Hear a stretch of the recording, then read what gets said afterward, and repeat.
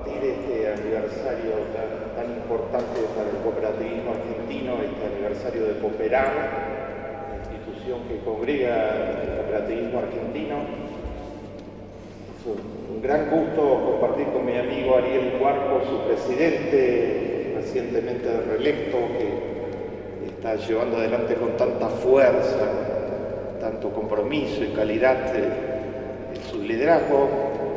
Agradezco y es un gran gusto compartir con la señora senadora Fellner, los señores diputados y todos ustedes. Es para alegrarnos, en un mundo donde todos los días tenemos malas noticias. El cooperativismo es siempre una fuente de buenas noticias.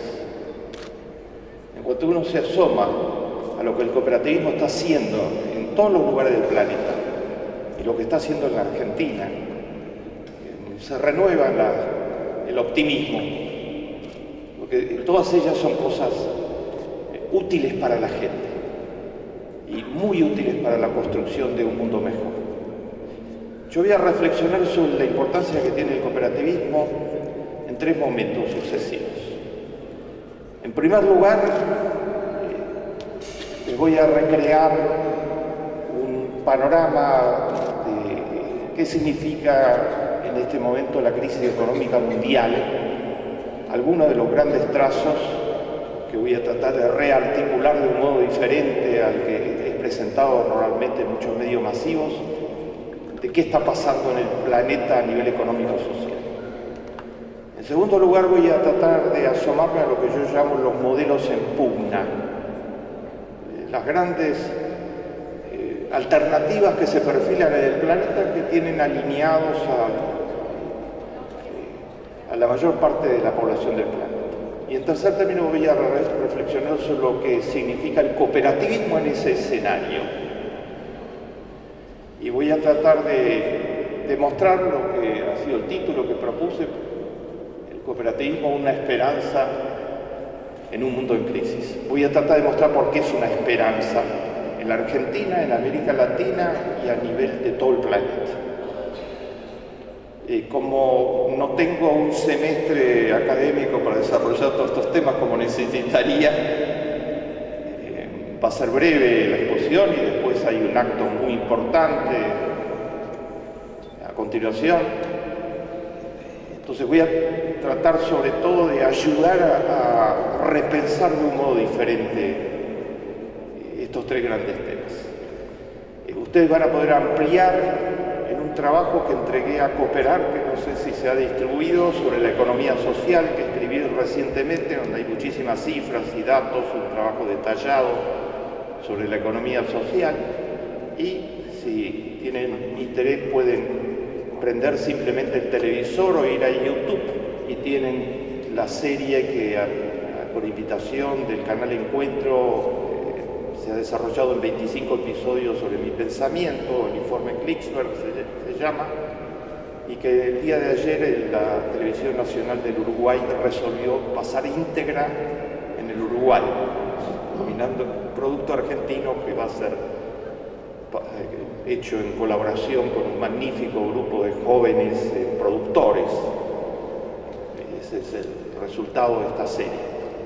Y pueden ampliar en el libro que se mencionó recién, Escándalos Éticos, y en un libro que terminamos de presentar al mediodía, invitado por el ministro de Educación, diserté para los ministros de Educación de todo el país, y en ese escenario presentamos el libro Cómo enfrentar la pobreza y la desigualdad, que aparece en pocos días, publicado por la UNESCO y el Ministerio de Educación de la Argentina. Allí pueden ampliar todo lo que ahora les voy a trazar a grandes rasgos. Estamos en un mundo realmente complicado. Por un lado, estimulado por todas las cosas que podemos hacer con la tecnología. Bienvenidas. Hoy la capacidad de todos nosotros de hacer cosas se ha multiplicado por el internet, por el celular, por todos los instrumentos que tenemos a disposición.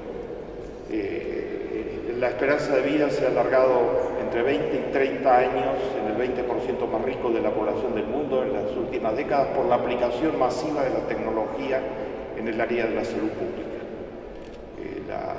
Los descubrimientos se suceden uno tras otro. Podemos producir muchísimos alimentos que ninguna otra era de la historia por la aplicación de la biotecnología, de la informática y de otros desarrollos tecnológicos a la agricultura y a la generación de alimentos en general y conservarlos durante mucho más tiempo y hacer cosas que no podíamos hacer jamás.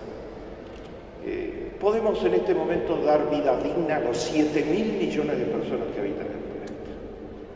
Y le estamos dando una vida miserable a buena parte de la población del planeta. Muy lejos de una vida digna. 3.000 millones ganan menos de $2 por día. Hagan ustedes la cuenta, eso significa que son pobres.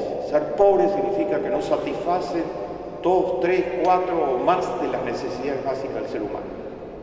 Con lo que ganan no pueden alimentarse, vestirse, mandar a sus chicos a la escuela, comprar medicamentos, transportarse, las cosas y vivir en un hábitat mínimamente decente.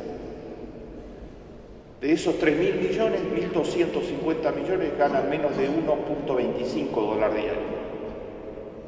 Eso significa que si gastan todo lo que ganan exclusivamente en comprar alimentos, no pueden comprar el mínimo de calorías y proteínas que necesita el ser humano para sobrevivir. Lo llamamos las personas que están en pobreza extrema o en indigencia. Un porcentaje abrumador de los que están en pobreza extrema o en indigencia son niños. Hoy a la mañana hablé en la ESMA, invitado por la Secretaría de Derechos Humanos, sobre la situación de los niños en el mundo. Sobreviviendo a duras penas, esta es mi tercera conferencia en el día de hoy. Los chicos no tienen derecho a comer en el planeta. Algunos comen magníficamente bien, como corresponde. Pero ¿qué hay si les digo que la UNICEF produjo un informe hace 15 días atrás que dice que 10.000 niños mueren por día por desnutrición? 4 millones por año. Y en América Latina tenemos el 16% de los chicos padecen de desnutrición crónica. Y somos el continente que produce proporcionalmente per cápita más alimento de todo el planeta. ¿No está asegurado el derecho de los niños a nutrirse mínimamente en un planeta que puede producir alimentos para 10.000 millones de personas? Se está produciendo para 7.000, con las nuevas tecnologías puede producir para 10.000 millones de personas. No es un tema de producción de alimentos. Cuanto más se produzca, mejor. Es un tema de poder comprar los alimentos, de acceso a los alimentos. Y un porcentaje muy importante de las familias del mundo, las que están en pobreza extrema, que mencioné anteriormente, no pueden comprar los alimentos. Y cada vez menos. Porque resulta que los precios de los alimentos en un porcentaje importante se deciden en la bolsa de Chicago. Los especuladores deciden los precios de los alimentos actualmente. Los fondos buitres que nosotros conocemos operan activamente en la bolsa de Chicago también. Y decía una de las principales revistas del mundo en Alemania hace pocos días, decía, si la gente come o no come en el mundo, lo deciden en la bolsa de Chicago.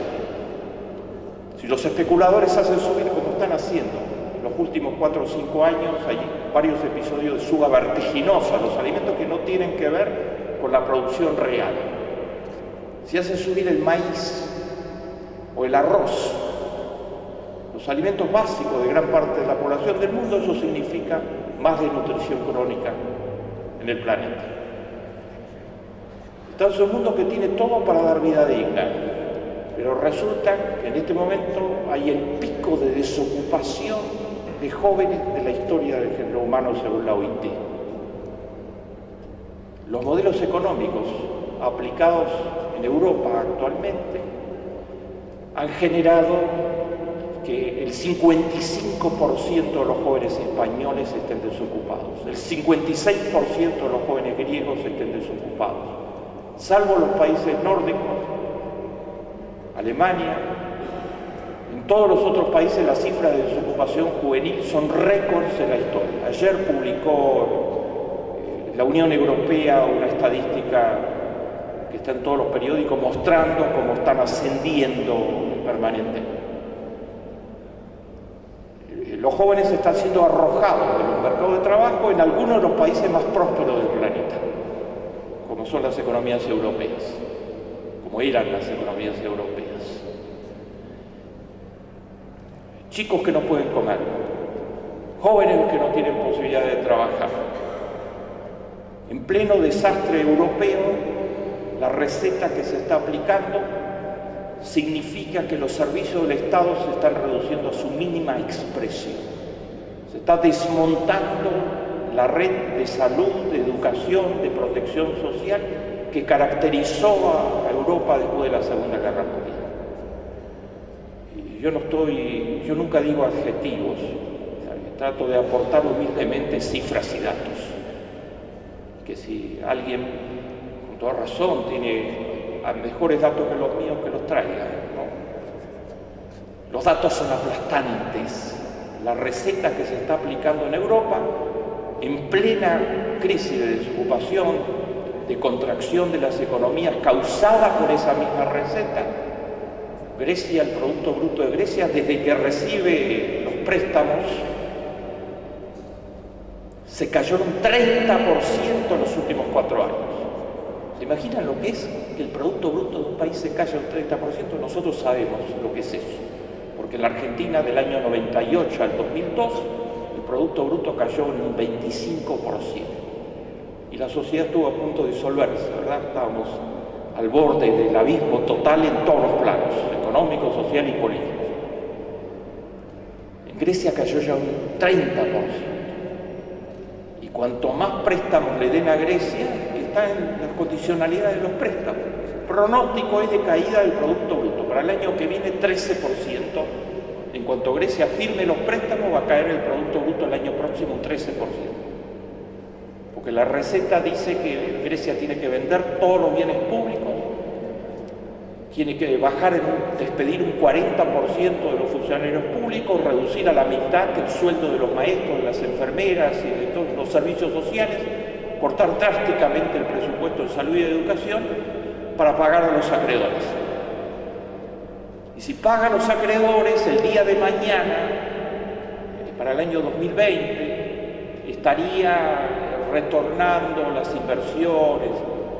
Resulta que no pasa nada de todo eso.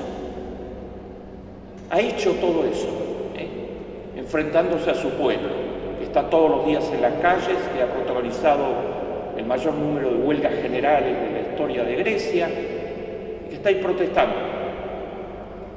Y el Producto Bruto sigue cayendo, las tasas de interés que le cobran los acreedores son cada vez mayores, el déficit presupuestario asciende porque al recontraerse la economía baja la recaudación fiscal, entonces por más que ahorren por un lado, desahorran por el otro lado y la gente se muere. Cuando yo digo que la gente se muere, dirán, ¿para qué lo invitaron? ¿No? A amargar una noche tan linda. Después tengo las buenas noticias, cuando lleguemos al cooperativismo. Nos va a amargar una noche. Desgraciadamente la gente se muere. La tasa de suicidio subió un 40% en los últimos meses en Grecia. La principal revista de salud pública del planeta se llama The Lancet, es una revista inglesa. En su último número publica una investigación econométrica muy refinada en un montón de países del mundo, donde demuestra. ¿Me escuchan bien atrás? ¿Se escucha bien? Si no, protesten. ¿No se escucha bien? Bueno, donde dice que si sube un punto la tasa de desocupación en un país, por encima de, estamos hablando de si sube a partir del 5%, tal vez alguna cifra de referencia, cada punto de subida de la tasa de desocupación es un punto de subida en la tasa de suicidios, demostrado por la mejor revista de salud pública que existe en el planeta. Entonces, cada vez que el Fondo Monetario y sus socios, la Unión Europea, el Banco Europeo, le aplican las condicionalidades a Grecia, hacen subir la tasa de suicidios en Grecia. En España se está haciendo lo mismo, casi calcado, son las mismas condicionalidades. En España subió la tasa de suicidios, el desempleo es récord, y hay una tasa nueva que ni yo conocía, que llevo tantos años luchando contra la pobreza, que es la tasa que los españoles llaman la tasa de desahucios, o la tasa de desalojo. Aprobaron la ley más retrógrada de desalojo que exista en el planeta. O sea, se puede desalojar en 15 días sin derecho a defensa, virtualmente, y arrojar a la calle a la gente. Y son millones las personas que en la crisis económica peor que haya tenido España, desde ya no pueden pagar. Y entonces están siendo arrojados a la calle, estaban siendo arrojados a la calle. Los otros días habrán visto en la noticia una señora de 45 años de edad que había sido concejal en su ciudad, se tiró por la ventana cuando vinieron a desalojarla. Expresaba una tragedia social muchísimo más alta que se da en España. ¿Saben quiénes se rebelaron contra los desalojos?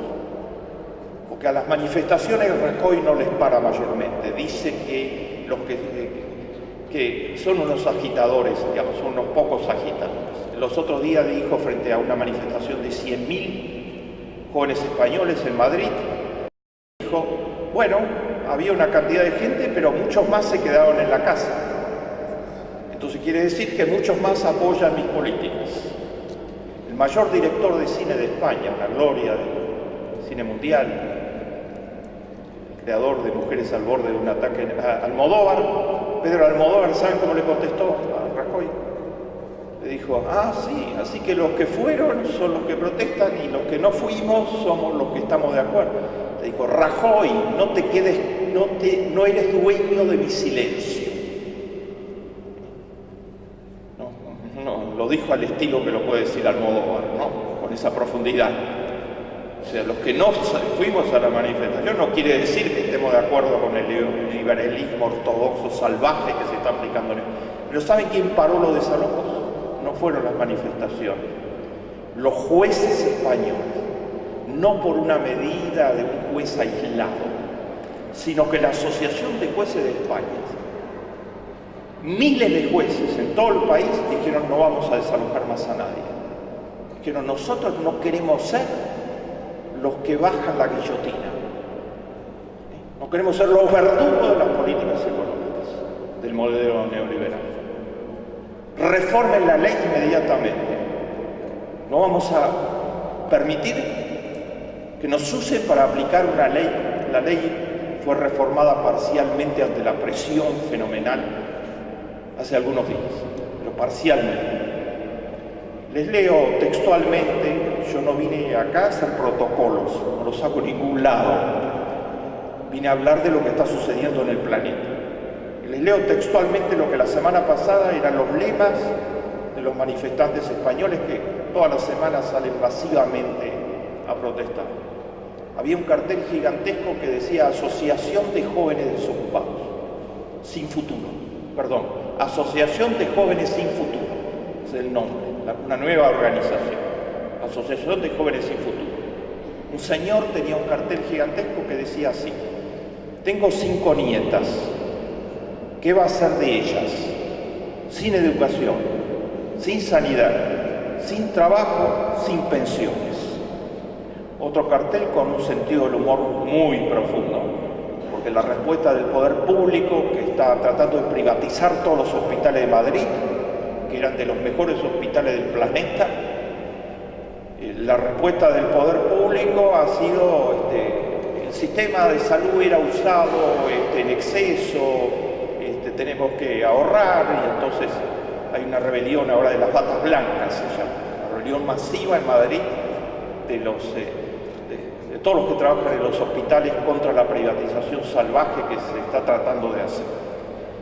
Había un cartel en la manifestación que decía así, no enferméis por encima de vuestras posibilidades. Repito, no enferméis por encima de vuestras posibilidades, interpretando a lo que el poder público está enviándoles como mensaje. No se les ocurra enfermarse, y se enferma la gente en un periodo donde no hay donde el desempleo de España es el 26%, sube todos los meses, el desempleo abierto, el juvenil 55%, y desalojan en 15 días a los que no pueden pagar. Claro que se enferma la gente. Entonces tenemos un planeta, puedo seguir con Irlanda y con Portugal y con Italia, no lo voy a hacer por el tiempo. Tenemos un planeta donde todo el mundo podría vivir con dignidad, pero no hay alimentación, no hay trabajo, no hay protección social mínima para amplios sectores del planeta, no solo en África, no solo en Honduras, sino ahora en Madrid, en Barcelona, en Atenas, algunos de los países que eran centrales en la economía mundial.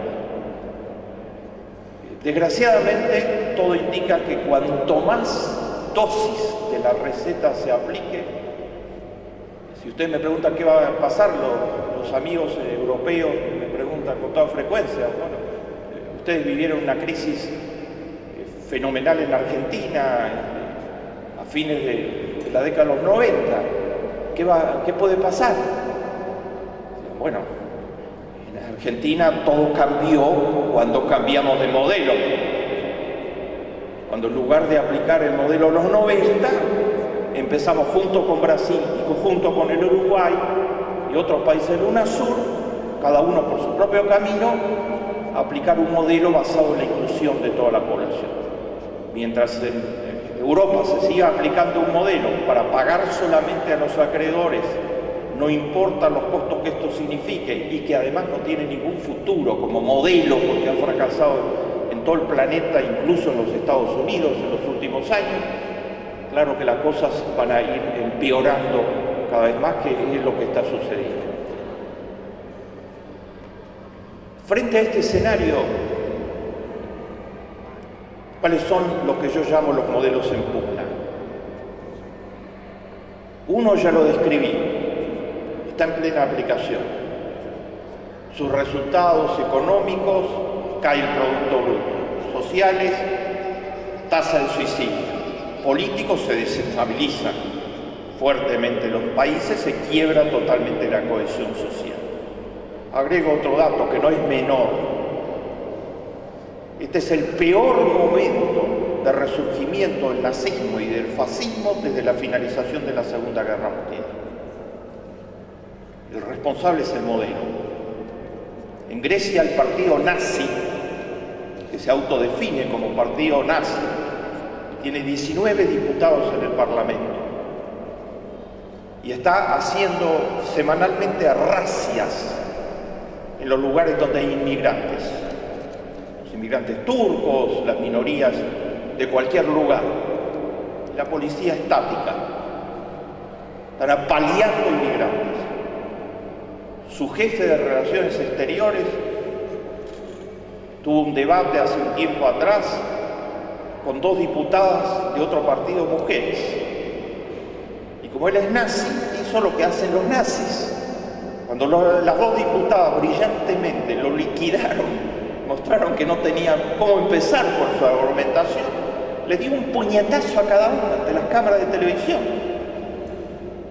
Como los nazis tratan a los inferiores, como trataban a mi pueblo asesinando a la tercera parte de todo el pueblo judío, como trataban a los gitanos asesinando 1,5 millones de gitanos, a los discapacitados,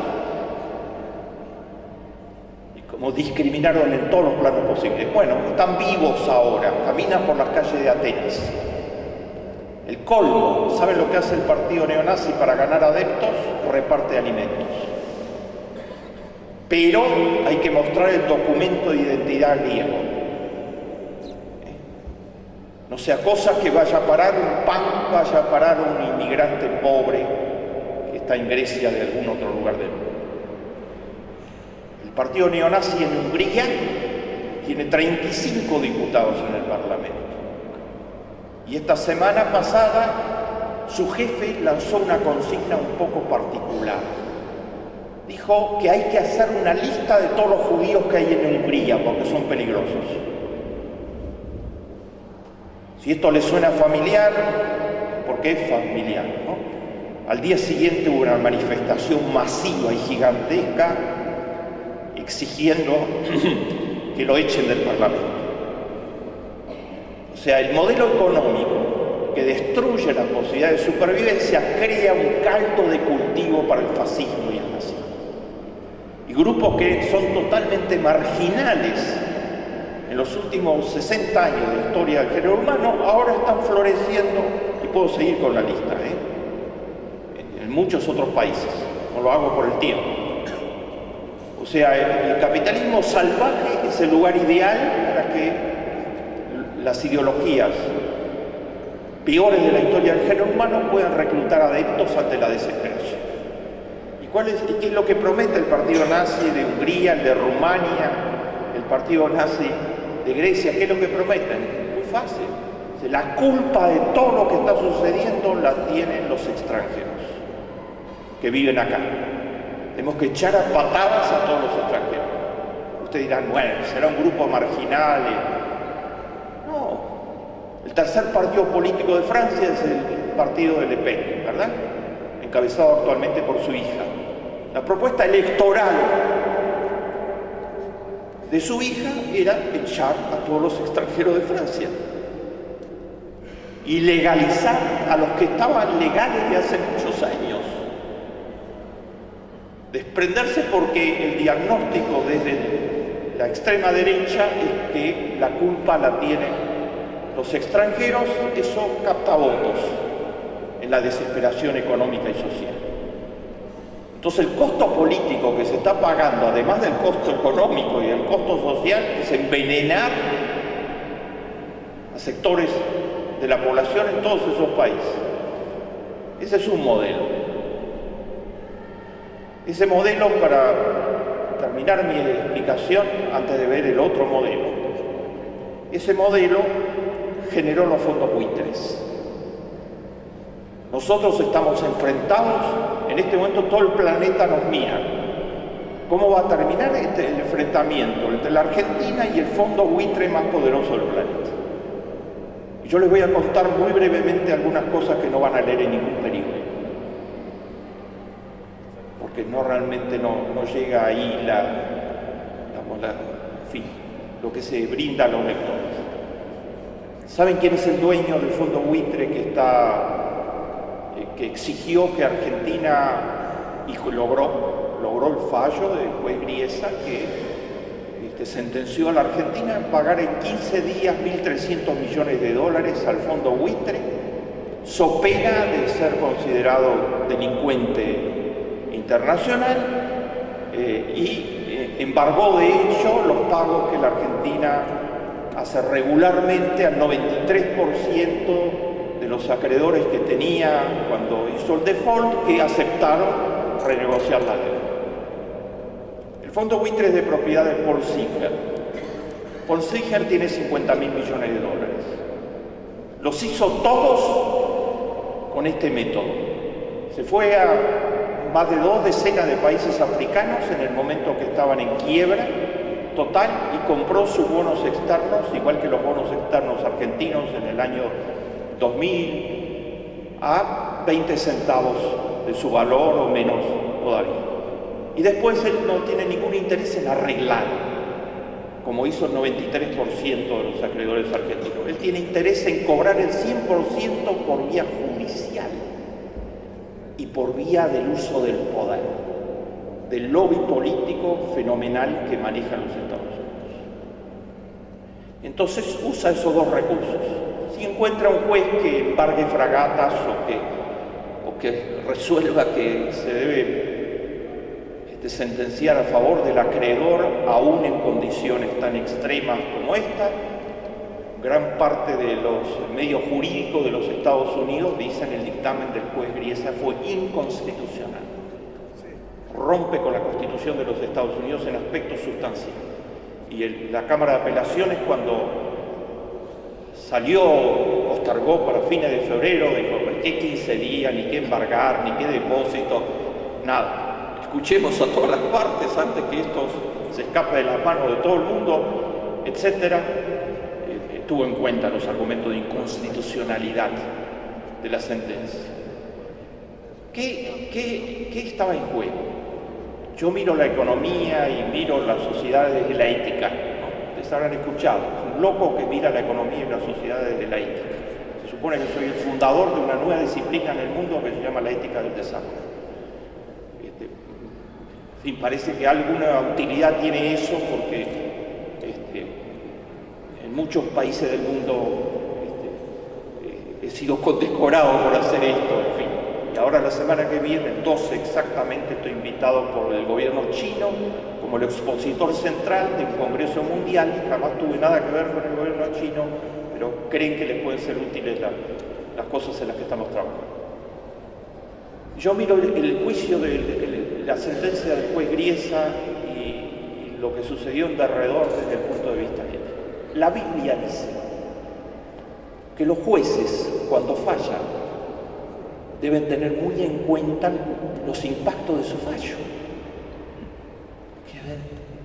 ¿Qué va a pasar después de su fallo?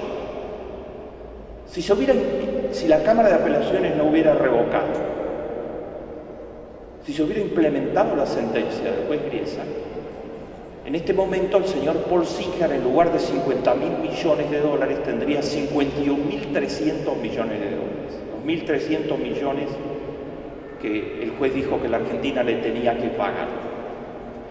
Y los 40 millones de habitantes de la Argentina estaríamos en riesgo serio de empobrezarnos. Porque ni siquiera tendríamos la posibilidad de pagar a los acreedores que ya aceptaron el 93% porque nos embargarían inmediatamente los fondos y porque el banco que tramitaría los pagos sería considerado criminal de acuerdo al Banco de Nueva York, sería considerado criminal de acuerdo al dictamen del juez Griesa. Desde el punto de vista bíblico, pero pues, enriquecer a un tipo de 50.000 millones de dólares a costa de acorralar a un país de 40 millones. El capitalismo salvaje se le fue la mano, ¿no? Se le fue la mano. El señor Singer usa todos los recursos. Entonces ustedes habrán leído una noticia que pasó un poco desapercibido, que es en el Congreso de los Estados Unidos la semana pasada un legislador de Florida que se llama Connie Mack presentó un proyecto de ley declarando que Estados Unidos debía cortar todas sus relaciones económicas con la Argentina en todos los planos. Los diarios de más difusión del país publicaron avanza el proyecto en el Congreso para sancionar a la Argentina. El señor Connie Mack fue derrotado estrepitosamente en las elecciones. Termina su mandato dentro de 7 días.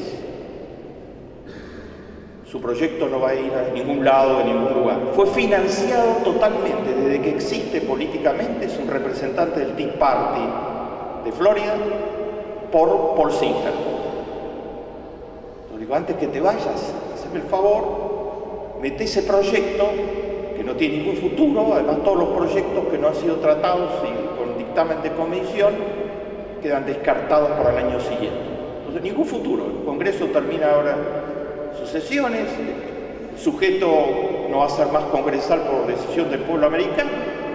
Y entonces, ¿para qué lo hizo? Bueno, para que aparezca en la tapa de los diarios, una operación periodística, como se lo llama, para ponerle presión a la Argentina en el juicio. En el Congreso de los Estados Unidos se presentó. Así se juega la cuestión. Vuelvo a la Biblia. Esto es atroz.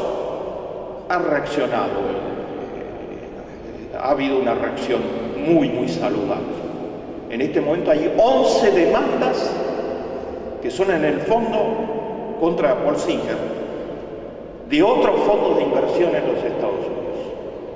El 93% se reunió, se articuló y presentó una demanda diciendo: este señor es un terrorista que quiere tenernos a nosotros como rehenes, ¿no? Porque dice el 93% no puede cobrar para que cobre él solo, ¿no? ¿Me siguen lo que está sucediendo? Eso lo dice un grupo de fondos de inversión en el juicio que presentaron su escrito. Y hoy, primicia absoluta, no lo sabe el país, se presentaron los fondos que compraron bonos argentinos en euros. ¿No? Son 10.000 millones de dólares del total de la negociación que hizo la Argentina. Forman parte del 93%, pero ellos, en lugar de comprar bonos en dólares, compraron bonos en euros. ¿Cuál es la diferencia? Que el contrato que firmaron dice que la jurisdicción aplicable a cualquier diferencia es en Inglaterra. Entonces, en la presentación de hoy le dicen al juez, no usan adjetivos porque los juicios no se pueden usar, ¿no? Pero le dicen, bueno, usted no tiene ninguna jurisdicción para fallar sobre nosotros, porque nuestra jurisdicción es en Europa. Usted está diciendo, no puede cobrar ninguno de los acreedores del 93% porque firmaron un contrato que se someten a la justicia americana. Nosotros no tenemos nada que ver con la justicia americana. Nuestra jurisdicción es Europa, es inconstitucional, ilegal, arbitrario. Todo eso se viene ahora, van a verlo en todas las portadas. No sé con qué titulares lo van a ver, ¿no? Los titulares cambian totalmente el contenido de la noticia. Pero esto es lo que está sucediendo. Ese modelo se cae a pedazos. No se puede seguir concentrando tanto la riqueza en el planeta. El modelo capitalista salvaje produjo que actualmente el 1% de la población del mundo es el dueño del 43% de todos los activos patrimoniales del planeta. Del otro lado, el 50% de menores recursos tiene el 2% de los activos del planeta. Los 200 millonarios mayores del planeta acumulan una riqueza superior al Producto Bruto de Francia, la cuarta economía del planeta. 200 personas tienen más que el Producto Bruto de Francia. En los Estados Unidos, ¿por qué creen que la gente votó por Obama? La primera vez y la segunda vez, por una persona de color en un país que tiene la historia que tiene, ¿no? Obama es lo más calificado que hay, indiscutible. Medalla de oro de Harvard, director a los 24 años de la revista de leyes de Harvard, una vida familiar absolutamente ejemplar, una esposa excepcional, está encabezando la gran lucha contra la obesidad infantil en los Estados Unidos y otras luchas, pero el color de su piel ha tenido un significado muy particular en la historia de los Estados Unidos. Hay una nueva película que se estrenó la semana pasada, que sin duda va a ganar el Oscar, que se llama Lincoln, que en cuanto la den acá, no la pierdan, es absolutamente excepcional. Entonces explica lo que fue el racismo en la sociedad americana y las raíces profundas del racismo en la sociedad americana. Estaba muy presente en la mente de los votantes el trabajo que hicieron los jóvenes americanos de Ocupa Wall Street. Alguien puede pensar, en su momento culminante Ocupa Wall Street estaba en 20.000 ciudades de Estados Unidos. Eran jóvenes de todas las clases sociales, acompañados de otros no jóvenes, que protestaban contra la desigualdad, en primer lugar. Su lema central era: somos el 99% y el 1% no puede seguir manipulando de esta manera el 99%. No lograron éxitos políticos, etcétera, pero lograron un éxito fenomenal, que instalaron en la agenda de los Estados Unidos como un tema central la percepción de las desigualdades. En este momento 400 personas en los Estados Unidos, gracias a Bush y su política de capitalismo salvaje, tienen más que 150 millones de americanos. El coeficiente Gini de Estados Unidos es el peor de todos los países desarrollados. Y hay 45 millones de pobres que comen gracias a que el Estado les entrega el bono alimentario, una estampilla para poder comer. Que el Tea Party, si ganaba Romney, una de las primeras medidas de Ryan, anunciada electoralmente repetidamente, era eliminar la ayuda a los pobres. Recuerden la frase de Romney, ¿no? Sintetiza mucho mejor lo que yo quiero decir que todo lo que les pueda decir esta noche. una razón central por la que Romney perdió, a pesar de tener 10-1 los fondos que tenía Obama para su campaña electoral, a pesar de controlar de que el principal imperio mediático de los Estados Unidos, la cadena Fox, con 600 estaciones de televisión, de paso de propiedad de Robert Murdoch, con juicios criminales infinitos y sus 10 principales asesores encarcelados actualmente en Inglaterra por el uso de noticias amarillas en la criminalidad, etc. No tengo tiempo para detallarlo. En algún momento a Romney, hace 3 meses atrás, 2 meses, se le escapó. Se reunió a solas en Florida, en la casa del dueño de un fondo buitre, con 100 personas que pagaron $50.000 cada una para estar presentes esa noche, esperando que mañana gane Romney. Y, bueno, es una pequeña inversión a cuenta, digamos, etc. Entonces eran 100 de sus panas, se dice en lenguaje caribeño, de sus similares, ¿no? Y no había periodistas. Entonces dijo lo que pensaba y alguien lo firmó. Y eso fue el quiebre de la campaña electoral en los Estados Unidos. Romney dijo, hay posibilidades que pueda perder, porque el 47% del pueblo americano recibe apoyo del Estado. No paga impuestos, se creen las víctimas y no merece ninguna ayuda ni yo lo voy a ayudar. Entonces hay posibilidades de que pueda perder. Eso fue transmitido y la población se enteró. El último debate electoral, si ustedes recuerdan la frase final del debate, final, Obama se lo guardó para, muy inteligentemente, para la impresión final. A él le tocaba cerrar, Obama. Entonces Romney dijo, yo soy una buena persona, voy a la iglesia, ayudo a la gente en mi iglesia, me han pintado como lo que yo no soy. Y Obama le dijo, señor Romney, yo no discuto que usted vaya a la iglesia, que ayude a la gente de la iglesia, nada de eso. Pero usted a puertas cerradas, eso es fundamental, a puertas cerradas, dijo que el 47% del pueblo americano no merece, ni tiene derecho, ni paga impuestos. Yo estoy acá porque mi abuela, que era pobre, logró montar una microempresa y después una empresa un poquito mayor, gracias a que hay posibilidades para personas así. En los Estados Unidos el Estado apoya eso.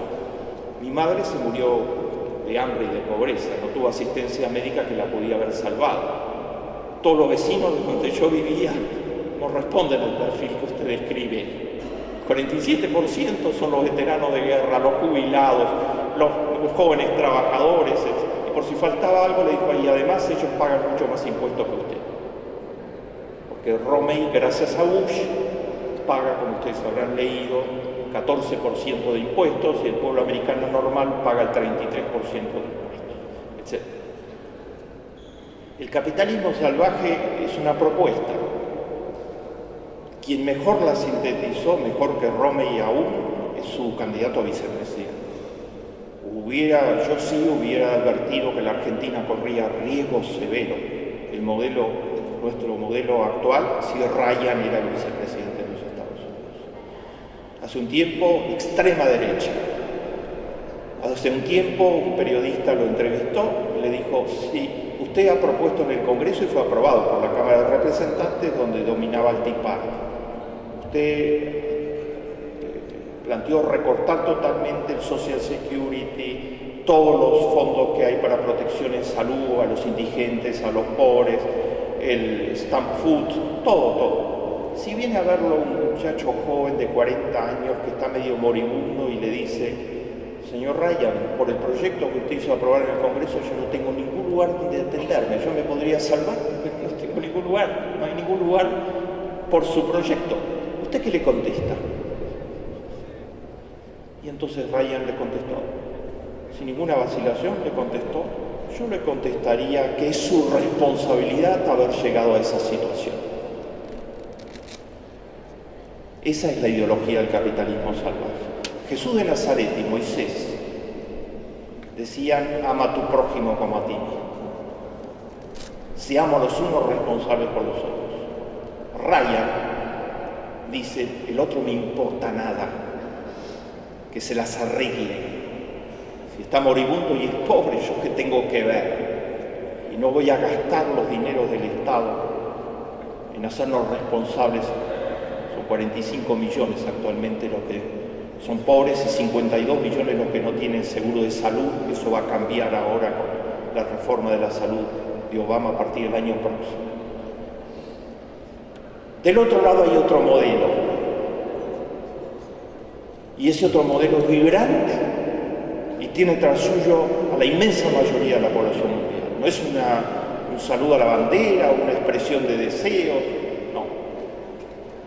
En primer lugar, hay economías que encabezan todas las tablas del mundo, de desarrollo humano, de progreso social, de equilibrio medioambiental, de competitividad. Son Noruega, Suecia, Dinamarca, Finlandia, los países nórdicos. ¿Cuántos pobres hay en Noruega? Ninguno, 0%.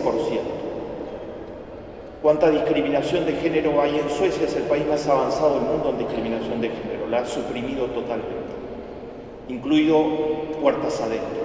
50% de las tareas del hogar son hechas por los hombres y 50% por las mujeres. En América Latina el 4% por los hombres y el 96% por las mujeres, de paso, etc.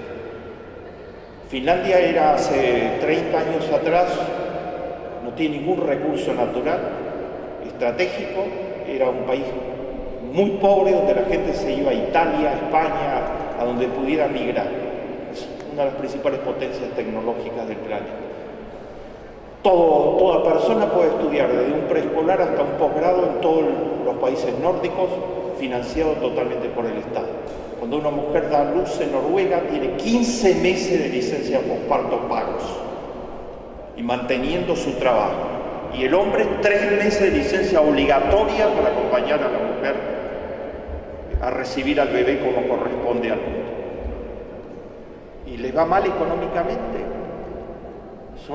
De lejos no les afectó la crisis para nada, porque no está prohibida la especulación y no estaban en ninguno de los circuitos especulativos que estuvieron detrás de la crisis, etc.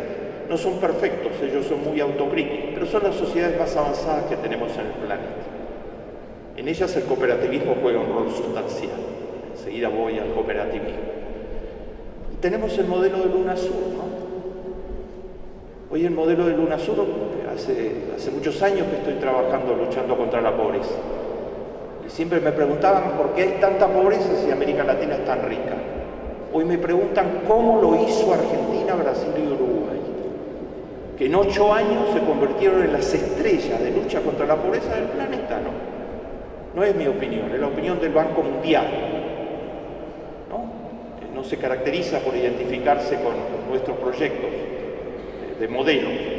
La semana pasada informó que los 3 países de América Latina que lograron convertir a buena parte de su población de pobres en pequeña clase media en un periodo muy corto de tiempo, los últimos 8 o 9 años, son Argentina a la cabeza, y la cifra del Banco Mundial es que Argentina duplicó su clase media en los últimos 8 años y que logró que hubiera un 25% de toda su población total nuevo que se sumara a la clase media.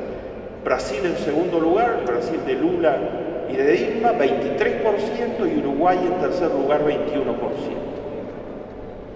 Entonces hay posibilidad de que haya otro modelo, ¿no? Cada uno por su camino histórico en los 3 casos, ¿no? Y apostando, fundamentalmente, no hay ninguna magia, etcétera, apostando a multiplicar la inversión en educación, la inversión en salud, la inversión en protección social, el apoyo a la pequeña y mediana empresa, la democratización del crédito, la defensa de la producción nacional, no pagar a los acreedores y negociar para no arrinconar a la población, etc. Todo eso. Hay otro modelo. Los 2 modelos que mencioné son política pública alternativa hoy en el mundo y son referencia. En China me pidieron expresamente, explíquenos cómo Argentina, Brasil y Uruguay lograron lo que lograron. Para nosotros es un problema gravísimo cómo enfrentar la pobreza en China y las desigualdades, etc. voy a contar, ¿sí?, con la ayuda de Dios, el 12 de diciembre. En ese otro modelo, además de las políticas públicas a favor de la gente, está el cooperativismo, está el voluntariado, está la economía social. Mi tercer y último punto. Les he señalado las características del escenario económico mundial. Les he mostrado especialmente sus víctimas. Les he mostrado los dos modelos que están en pugna. Uno que dice el otro no me interesa nada y otro que dice el otro soy yo. Ama a tu prójimo como a ti mismo. Me interesa sustancialmente. Estoy dispuesto a hacerme responsable a través de las políticas públicas, del cooperativismo, de la solidaridad, del voluntariado. Estoy dispuesto a hacerme responsable de mi prójimo. No es una carga. Lo que recorremos estas cosas, es decir, toda la gente que yo he reclutado para trabajar en voluntariado, en microempresa, en solidaridad, en políticas públicas a favor de la gente, durante todos estos años que hemos trabajado, me lo están agradeciendo permanentemente. Me dicen, Bernardo, me ayudaste, en un momento en su vida, me ayudaste con tus libros, con tus discursos, me ayudaste a ser más feliz. Porque resulta que la gente que es solidaria, voluntaria, cooperativista, apoya modelos de inclusión, tiene una clave de la felicidad. La Biblia lo dice con toda claridad. El que ayuda al otro se ayuda a sí mismo, dice el texto bíblico. El cooperativismo es una fuerza gigantesca. Probablemente nosotros mismos no tenemos idea de lo que estamos festejando con estos 50 años de cooperar. Actualmente en el mundo hay 1.000 millones de personas participando en el movimiento cooperativista. 1.000 millones, la séptima parte de toda la población del planeta. El cooperativismo produce el 10% del Producto Bruto Mundial. O sea, el 10% del Producto Bruto Mundial se produce bajo las reglas de juego del cooperativismo, que son la solidaridad, la igualdad, la participación, la equidad, tratar de que lo que se produce sea útil para la sociedad, etc. El cooperativismo tuvo los enemigos más formidables que nadie puede haber tenido en la historia. Fue atacado brutalmente por el comunismo totalitario en la época de la Unión Soviética y en su historia, porque era un competidor, porque era prueba de que se podía generar igualdad y progreso a través de la democracia y de un modelo donde no hay un Politburo que finalmente terminó apoderándose de los bienes, de casi todos los bienes. Casi todos los multimillonarios rusos eran miembros del Politburo de la época comunista.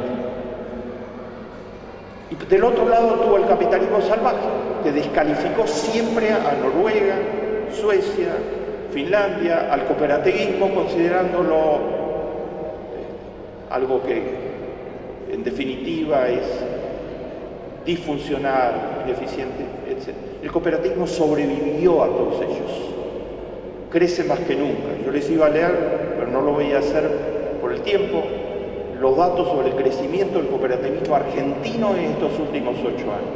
No sé si está el amigo Griffith por acá, pero mi saludo al trabajo que ha hecho su institución, mi saludo muy respetuoso al trabajo de cooperar a todas las fuerzas y a las políticas públicas que han favorecido totalmente el cooperativismo. Estamos en un momento estrella del cooperativismo argentino, con más cooperativas que nunca, con más incidencia en el Producto Bruto, con una explosión de las cooperativas de trabajo y muchas otras cosas que les iba a mencionar y que no tengo el tiempo para hacer. El cooperativismo es una esperanza para el género humano en un mundo en crisis. Muchos en el planeta lo ven así. Si nosotros sumamos el cooperativismo, los voluntarios, he sido redactor del Informe Mundial de las Naciones Unidas el año pasado, el primer informe mundial sobre voluntariado. Son 160 millones de personas que hacen trabajo voluntario en el mundo actualmente. Los voluntarios, la economía social en todas sus expresiones y los modelos liderados por políticas públicas como el que tiene la Argentina, Brasil, Uruguay a favor de la gente. Si sumamos todo eso, más los indignados de España, de Grecia, los médicos que están defendiendo la salud pública en España, los jueces que se opusieron, somos la inmensa mayoría del género humano. Vamos a permitir que el 1% siga enriqueciendo a Paul Singer. Muchas gracias.